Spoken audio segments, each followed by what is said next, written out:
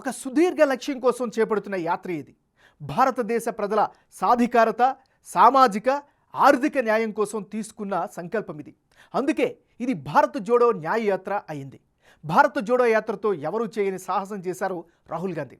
ఆ యాత్రతో దేశంలో కాంగ్రెస్ గ్రాఫ్ పెరిగింది. స్వయంగా రాహుల్ గాంధీ పొలిటికల్ ఇమేజ్ మరింతగా జనం దగ్గరికి వెళ్లేందుకు ఉపయోగపడింది. ఒక కామన్ మ్యాన్ అందరితో కలిసిపోయిన సాగించిన జర్నీ ఒక చరిత్ర సృష్టించింది. ఇప్పుడు చేపట్టబోయే భారత్ జోడో న్యాయయాత్ర వెనుక కూడా చాలా అర్థం ఉంది.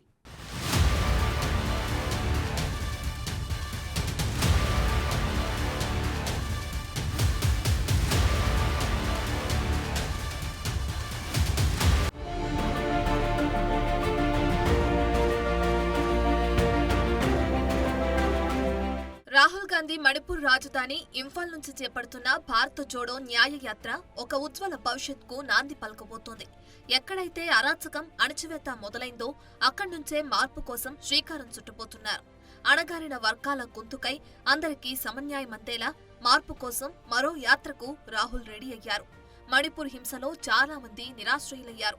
ఎందరో ప్రాణాలు కోల్పోయారు. మణిపూర్ హింసాత్మక ఘటనలు సమస్యలను పెంచాయి. ఒక అభద్రతా భావాన్ని క్రియేట్ చేసింది. అశాంతిని రగిల్చింది.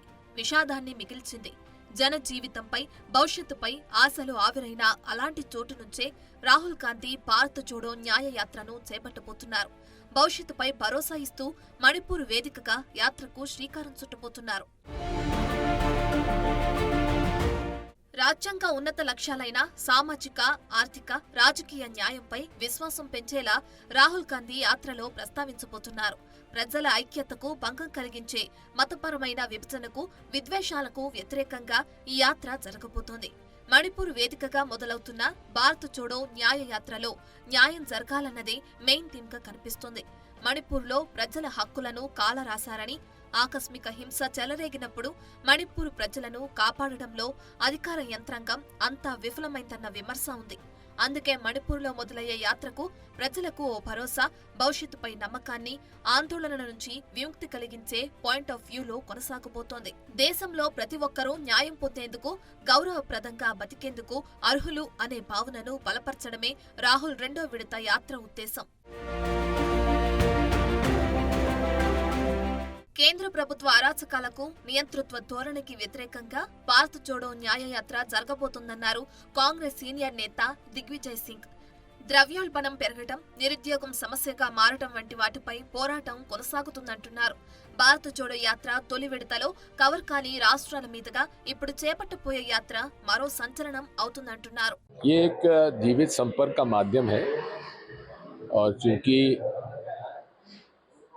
उत्तर से पश्चिम यात्रा नहीं कर पाए थे, जिसमें विशेष करके बिहार और यूपी छूट गए थे, नॉर्थ ईस्ट छूट गया था, गुजरात छूट गया था। तो उस समय भी कहा गया था हम यात्रा करेंगे। तो ये यात्रा जो है पूरे तरीके से लोगों से जनसंपर्क यात्रा के साथ साथ अन्याय अत्याचार के खिलाफ है, बढ़ती हुई महंगाई के खिलाफ है, बेरोजगारी के खिलाफ है और जनता को जो वास्तविकता है उसकी जानकारी देने के लिए है। ये पदयात्रा नहीं होगी, ये बस से जाएंगे, लेकिन जो शहर और कस्बे होंगे वहाँ 5-5, 10-10 किलोमीटर वो पैदल चलेंगे. ప్రజలు కోరుకుంటున్న, కావాలనుకుంటున్న ఉద్దేశాల ప్రకారమే భారత్ జోడో న్యాయ యాత్ర పేరుతో కాంగ్రెస్ శ్రీకారం చుడుతోంది. ఈ యాత్ర ద్వారా తమకు మేలు జరుగుతుందనుకుంటున్న వారు చాలానే ఉంటారు. ఆచరణలో ప్రపంచవ్యాప్తంగా పాలనపై ప్రభావం చూపే సామాజిక, రాజకీయ శక్తులను న్యాయం అనే ఆలోచన చాలా ఎఫెక్ట్ చూపుతుంది. అందుకే ఈ థీమ్ ఆధారంగా రాహుల్ యాత్ర ఉండబోతోంది. శాంతి అన్నది ఘర్షణ నుంచి విముక్తి కాదని, అయితే న్యాయంగా జీవించడం ద్వారా సాధ్యమవుతుందని మహాత్మా గాంధీ చెప్పినట్లుగా ఇప్పుడు రాహుల్ చేపట్టబోయే భారత్ జోడో న్యాయ యాత్ర ప్రజావాదానికి ఒక రూపంగా మారుతుందన్న అభిప్రాయాన్ని కాంగ్రెస్ నేతలు వినిపిస్తున్నారు. ఇది ప్రజాస్వామ్యయుతంగా ప్రజలకు చేరువయ్యే మార్గంగా చూస్తున్నారు హస్త నేతలు. రాజకీయంగా, సామాజికంగా, ఆర్థికంగా అన్ని రకాలుగా న్యాయం పొందేందుకు రాజ్యాంగబద్ధమైన హక్కు గురించి ప్రజలకు అవగాహన కల్పించడం అవసరం. ఆపై ప్రజాస్వామ్య మార్గాల ద్వారా ఆచరణ చేపట్టేలా చూడటం మరో కీలకమైన అంశం. కొత్త భారత్ను సరికొత్తగా ఆవిష్కరించేందుకు అవసరమైన లక్ష్యాల సాధన దిశగా భారత్ జోడో న్యాయ యాత్ర ఉపయోగపడనుంది. తీవ్రమవుతున్న అసమానతలతో సామాజిక, ఆర్థిక, రాజకీయ న్యాయం రోజురోజుకు తగ్గుతోంది. నిరుద్యోగం పెరుగుతున్న ద్రవ్యోల్బణం లక్షలాది మంది జనానికి అన్యాయం చేసేలా పరిస్థితులను తీసుకొచ్చింది. ముఖ్యంగా యువత అవకాశాలను దెబ్బతీస్తున్నాయి.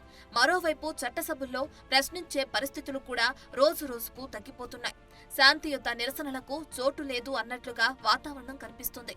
పార్లమెంటు భద్రత గురించి ప్రశ్నించి కేంద్ర హోంమంత్రి ప్రకటన చేయాలన్న ఎంపీల డిమాండ్ను తోసిపుచ్చుతూ 146 మంది ఇటీవలే సభ నుంచి సస్పెండ్ కూడా చేశారు. పార్లమెంటు భద్రతపై సమాధానమిచ్చే జవాబుదారీతనం ప్రభుత్వానికి లేకపోవడం కూడా మిగతా సభ్యులకు ఒక రకమైన అన్యాయమే. ఇలా అన్ని దశల్లోనూ ఎదురవుతున్న అన్యాయాన్ని ఎదురించేలా, అన్యాయాన్ని ప్రశ్నించేలా, జనానికి భరోసా ఇచ్చేలా ఇప్పుడు రాహుల్ గాంధీ చేపట్టబోయే భారత జోడో న్యాయ యాత్ర ఉపయోగపడుతుందంటున్నారు హస్తో నేతలు. ఒక పరిష్కారం తీసుకొచ్చేలా, జనంలో ఆలోచన రేకెత్తించేలా, స్వేచ్ఛగా ఉండేలా, ఆహార, ఉద్యోగ భద్రత కలిగేలా, అణగారిన వర్గాలు తల ఎత్తుకునేలా ఇలా అన్ని అంశాలను స్పర్శిస్తూ న్యాయ యాత్ర జరగనుంది.